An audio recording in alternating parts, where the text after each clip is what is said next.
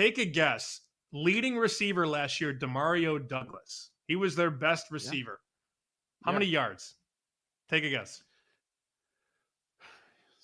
6th-round pick, right? 6th-round rookie. Sure. He was their best Yeah. receiver. Awesome. Mm-hmm. 6'11". 561. Good guess. Only 50 yards Okay. off. But that's how bad it was. They had Mac Jones, who clearly had lost himself. They didn't have an offensive coordinator. The offensive line was horrible and banged up, and you didn't have any receivers. And that is sort of the problem there. The talent got so bad on offense, and the defense was good. Definitely not a Mhm. great Patriot defense. The problem, Joe, last year, and again, last year doesn't mean it's going to translate to this year, but the offense only has the ball for 22, 23 minutes.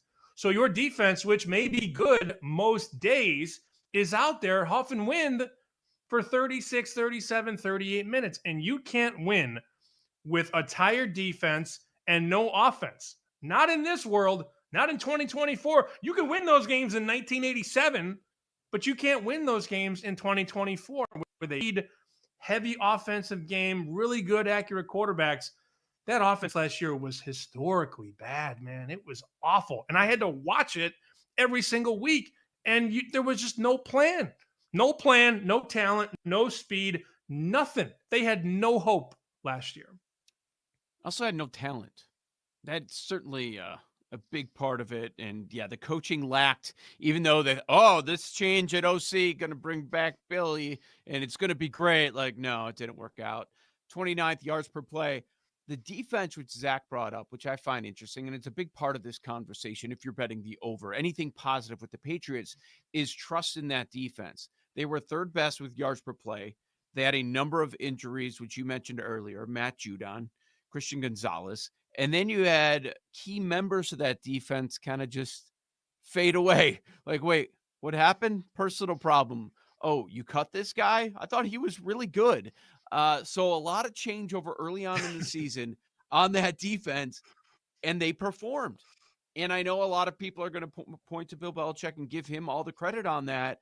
But it seems like the thinking is, okay, we've got Gerard Mayo. We had a really good defense last year. He's going to be able to hold that together. But something that Sam, and they do have talent on that side of the ball. But where I would push back a little bit is, okay, so are you expecting a top 5 performance? Because we know year to year, projecting top 5 defense, that's very difficult to do. Couple injuries like they were dealing with last year, little regression, change in the division schedule, the quarterbacks you're facing. It's tough to repeat top 5 defense. Sure. And in this reality, you probably have Aaron Rodgers for more than a quarter in Yes. 2024. You got to Get him face Zach twice. Wilson twice last year, which Yep. was good for the Patriots. Buffalo's offense maybe takes a little bit of a step back without Diggs, but Diggs wasn't putting up, these numbers he was putting up years and years ago. And Miami's offense got better by adding OBJ. So the division may be tougher from an offensive standpoint.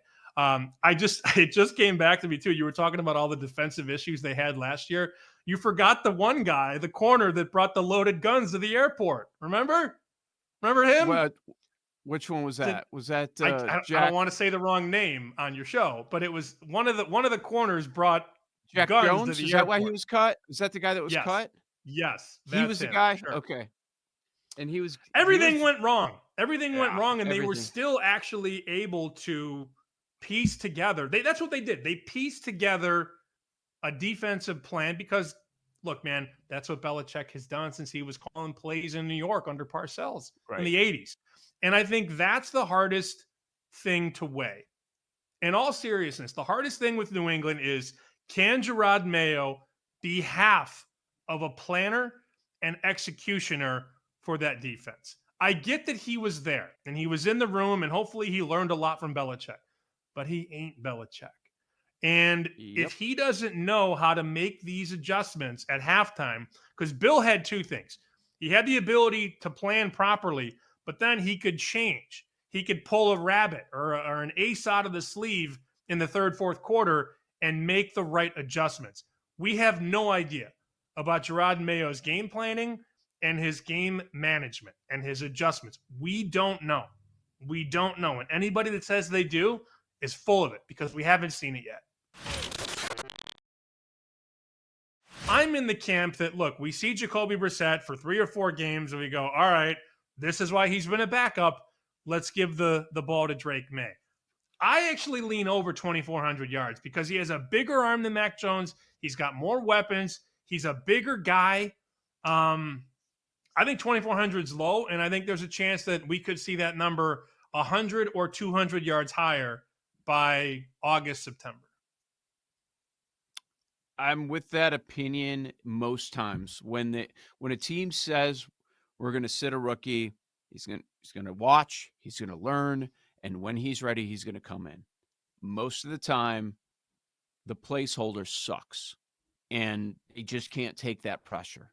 And after a month, they pull the plug and they make the change, look for some sort of a spark, coach worried about his job, whatever the reason is, they give in and they throw that quarterback out there. So even if he doesn't win the job and they say Jacoby Brissett is our guy, and there's a lot of talk about, oh, he's going to play at least half the year.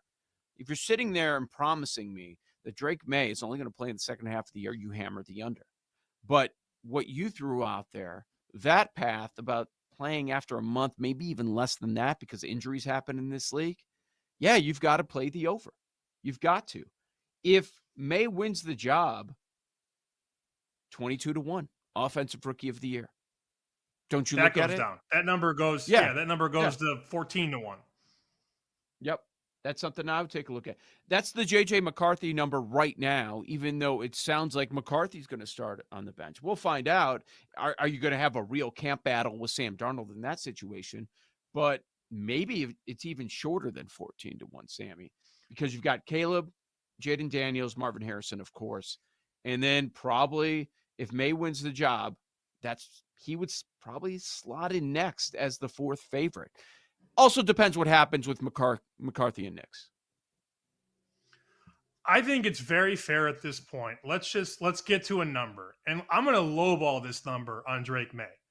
Let's say on average he throws for 200 yards a game whenever he gets the green light. So quick math, 2,400 divided by 2, 12 games. I think he's going to play more than 12 games. I don't know what you need to see. I mean, you look at Jacoby Brissett's Football Reference page, and it's 2 games. Well, starts. It's 2 starts. It's 5 starts. The one year he had 11 starts. He started 15 with the Colts one year. But there's a lot of zeros in the starts column because teams just know. Teams just know. Yeah. He's been in the league 8 years now. He's not going to reinvent the wheel. And the fans are going to really turn on him if the Patriots are 0-3, 0-4. And we want Drake. We want Drake. We want Drake is going to rattle the walls in Foxborough. Yep. You're there, so you can speak to this much better than I can. The pressure cooker that is Boston media and the importance of the Patriots. And after drafting your quarterback, what if you have an awful start? There is that possibility, and I think it's decent. They're not favored in a game. 1-5, 0-6 going into the London game against Jacksonville, and that's going to be a national spotlight game where they're being talked about and the state of the team and all of that. Man, if they're staring down possibly 0-7, come on. Yeah, they're going to make a move before that. If they start 0-7, that gives me 10 starts. That's 200 a start. That's 2,000. I'm probably not going to hit 2,400. I did look this up, by the way, and this gave me chicken dinner nightmares. The quarterback that has the most rookie wins of all time, Dak Prescott. Remember that year? Really? Remember we bet against them every single week. We bet against them. Dak was a rookie and Zeke was a rookie. And they went 13-3 straight up and 13-3 against the spread. They basically bankrupted me in 2016. They kept, not only did they keep winning, they kept covering. 13-3 that year, ATS. Dak was 100-1 for offensive rookie of the year. Like, well, he's not going to play. What is he, a 4th round pick? and then injury happens, and then boom, took off. Took off. And We bet now they against might have them to pay him. every single week. I think it had very clearly run its course with Bill Belichick. I don't think the moves that he was making really differed all that much from what he had success with in the past. But obviously, the big difference between the Patriots teams of the past and the Patriots teams of the last couple seasons, those teams did not have Tom Brady. When you have Tom Brady, you can kind of cut corners around the margins. You can pay more for undervalued players elsewhere. You can say, okay, we're not going to sign these stars. We're not going to maybe make certain moves on the coaching staff because we know we have the quarterback that can paper over all of those flaws. The Patriots didn't have that the last couple of years, and Bill Belichick just never really adjusted. He never said, okay, we're going to go all in on making Mac Jones comfortable, getting the most we possibly can out of Mac Jones. I don't think Mac Jones was ever going to be Tom Brady level by any means, regardless of what the Patriots put around him. But to have a quarterback who was coming off a pretty promising rookie season going into his second year and saying, okay, we're going to give him a defensive coach as his offensive coordinator and a special teams coach as his quarterback's coach, neither of whom had ever done those jobs previously. Oh, and we're also not going to surround him with any sort of real high-end talent, especially at the wide receiver position. I mean, Mac Jones has his own flaws, and he was not totally blameless in his downfall. But the Patriots really basically did everything to put him in the worst possible spot, and he just didn't have the talent to overcome that. I think this current Patriots regime, it helps that the guys in charge were around for those years. Gerard Mayo was on the coaching staff. Elliott Wolf was in the front office. They saw the flaws in what Bill Belichick was trying to do, that they just didn't give nearly enough support to their young, promising quarterback, which makes me have confidence that they're going to do everything they can to not make those same mistakes again with Drake Maye as he comes into his career here. 4 wins last season. The win total set at 4.5. The favorite is actually the over. BetMGM, it's minus 160 to the over. What has to happen for the Patriots to get at least 5 wins? I like the over on this. I think the Patriots are going to be a competitive team.